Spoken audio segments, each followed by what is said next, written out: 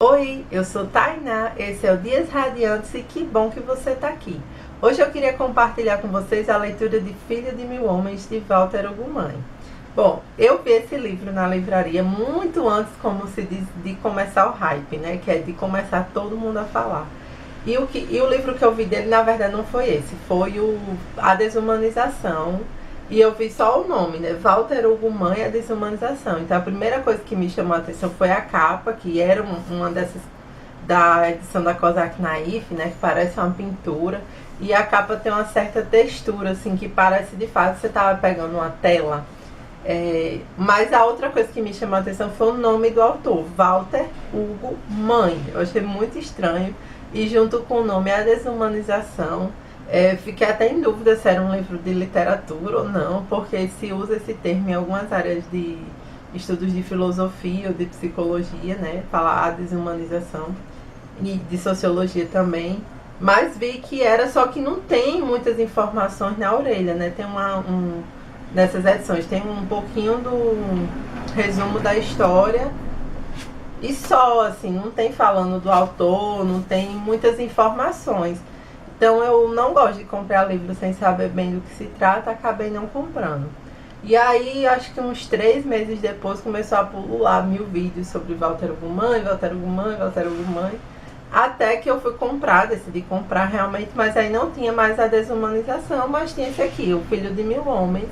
Quando eu li a sinopse da história, eu achei bem interessante, que é um homem que chegou à meia-idade e não teve filhos e se deparou com essa falta. Achei legal e comprei. Então vamos lá, o protagonista dessa história. Se bem que essa coisa de protagonista em Walter Ugumãe é uma coisa assim bem interessante, né? Mas vamos lá, o protagonista é Crisóstomo, ele é um pescador de meia idade e ele não teve filhos até então e ele se depara com essa falta, a falta que isso faz na vida dele. Então ele passa o capítulo 1 falando dessa falta que ele sente, de como ele quer esse filho. E todo mundo já falou isso e é verdade. A escrita do Walter Ugumãe ela é muito poética, ela é muito lírica.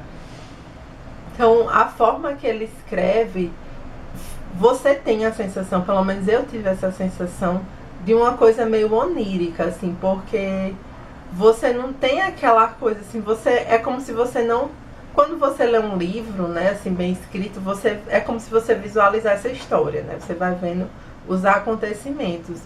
E a sensação que eu tive ao ler o Walter Ugumãe era que eu ia tendo flashes de imagens, que esses recortes iam me contando a história, mas ao mesmo tempo não eram recortes, porque era uma escrita muito fluida e tão poética que você saía de uma imagem para outra sem notar muito bem essa transição. Era como se você de repente fossem flashes mesmo, tipo, tchau, você vê uma imagem, tchau, vai vindo imagens assim, nas quais você vai se deparando sem se dar conta de como foi a transição de um para outro, porque essa transição é tão suave que você não percebe, que é diferente dos outros autores, né? Então até o recurso dele de parágrafo, ele escreve parágrafos imensos. Teve um parágrafo que durou 2 páginas. 2 páginas. Você sabe o que é isso? Um parágrafo de 2 páginas. Sem contar que essa edição, assim, ela é bem imprensadinha. Então você lê bastante para poder mudar de página. Né? Aqui já dá pra ver, tipo, os parágrafos dele normalmente duram quase a página inteira. Mas ele escreve coisas muito bonitas, assim, marquei várias frases. Inclusive ele usa um recurso que é comum na poesia, né? Que é repetir às vezes a mesma frase, trazer a mesma frase em diferentes momentos para retomar uma sensação e dar essa sensação mesmo de continuidade, de fluidez. Mas ao mesmo tempo isso trouxe uma coisa para minha experiência de leitura que eu não gostei muito, porque eu me sentia muito cansada quando eu li esse livro, né? Porque você não pega um livro de poesia e lê 20 páginas, assim, depois você lê 1, 2, 3, 10 que seja, mas depois disso, assim, você precisa parar, pensar, degustar aquilo ali que você leu, né? Ler de novo. Então eu tinha a sensação que essa história me levava a isso, só que eu queria avançar na história, porque eu queria saber o que acontecia, mas ao mesmo tempo a escrita dele me prendia. Então eu me senti cansada além dessa história, né? Então eu demorei bastante a ler, ele é um livro curtinho, ele tem 204 páginas, mas eu levei mais de um mês para lê-lo, porque assim, eu lia 5, 10 páginas por dia e ficava cansada, e quando eu passei mais de uns 15, 20 dias lendo e eu não tinha avançado nem metade do livro, eu dei um tempo nele, voltei depois, assim, mas lendo mesmo, eu acho que eu passei mais de um mês tranquilo, assim, contando mais de 30 dias que eu peguei esse livro na minha mão para ler. Então, não sei, talvez, dependendo da pessoa, se ela não estiver muito decidida ou acabar não se envolvendo tanto, ela talvez abandone esse livro por causa dessa escrita densa. Mas, assim, mesmo eu não me sentindo cansada com essa leitura, né? Era uma leitura que exigia demais de mim. Eu quis terminar, eu me envolvi com a história, mas eu precisei dar um tempo, arejar minha cabeça, ler outras coisas. E aí voltei de novo pro livro, e é um livro muito bom e é uma mensagem muito legal, assim, da história.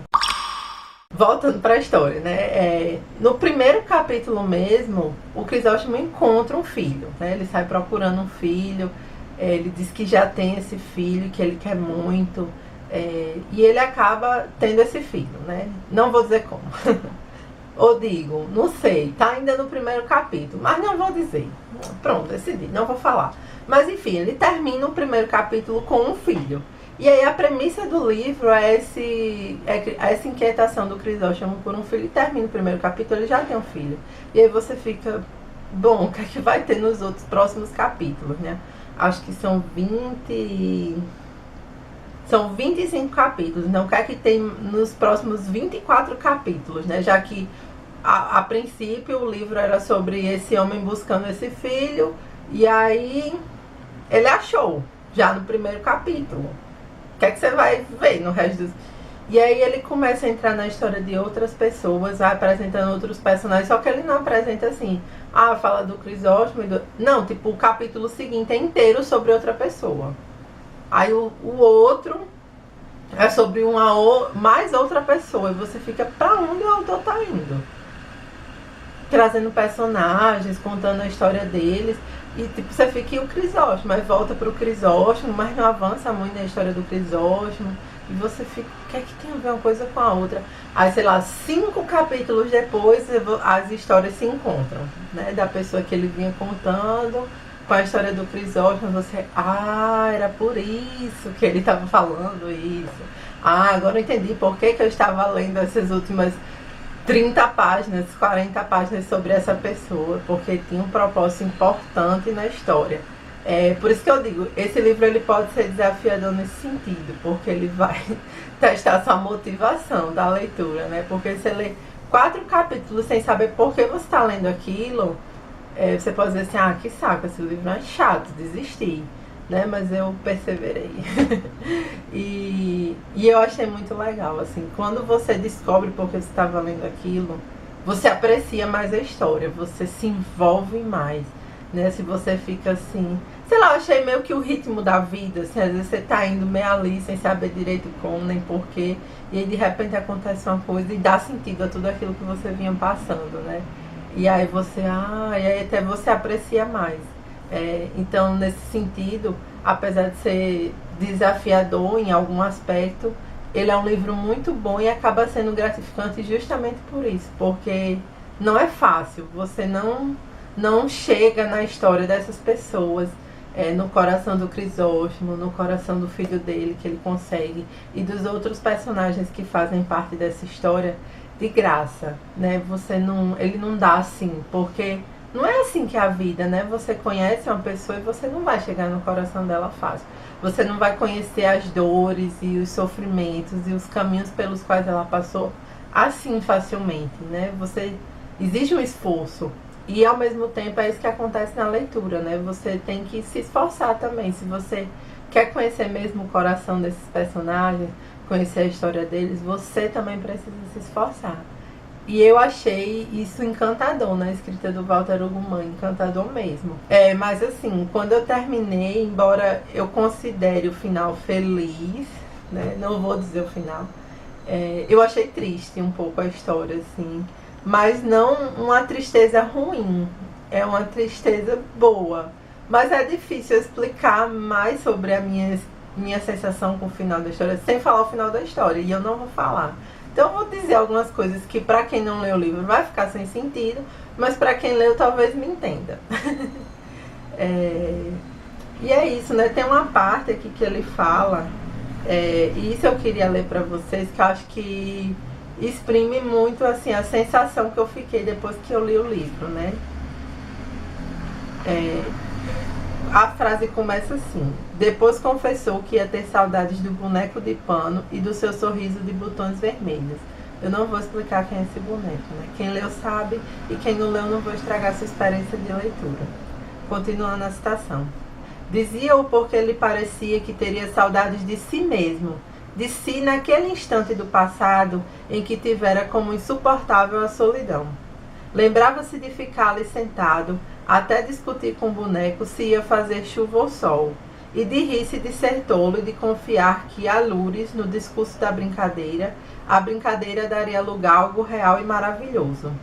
Confiava por instinto que confiar era já a resposta. Era muito especial que pudesse enternecer-se consigo mesmo, com o que fora tão recentemente, como se pelo outro lado das coisas também lamentasse deixar-se de mão e mudar. Mas não era uma tristeza, era exatamente uma saudade de ter sofrido o que sofrera. O necessário para lhe ensinar a usufruir mais tarde, agora a felicidade. Achava ele que se devia nutrir carinho por um sofrimento sobre o qual se soube construir a felicidade. Então, eu acho que eu não tenho mais nada o que dizer sobre esse livro, só isso mesmo. Que ele me deixou um pouco triste no final, e foi um livro que me exigiu muito a leitura, né? Que eu me senti cansada mesmo de ler, mas que foi muito gratificante. E talvez esse cansaço, essa tristeza, esse esforço, eu nutri carinho por ele, porque eu soube aproveitar a felicidade de ter conhecido essa história e esses personagens. Se você gostou desse livro, dessa resenha, não se esquece de clicar em gostei pra mim e de se inscrever no canal para acompanhar os próximos vídeos. Continue assistindo o especial de um ano de canal. Um beijo e até a próxima. Tchau!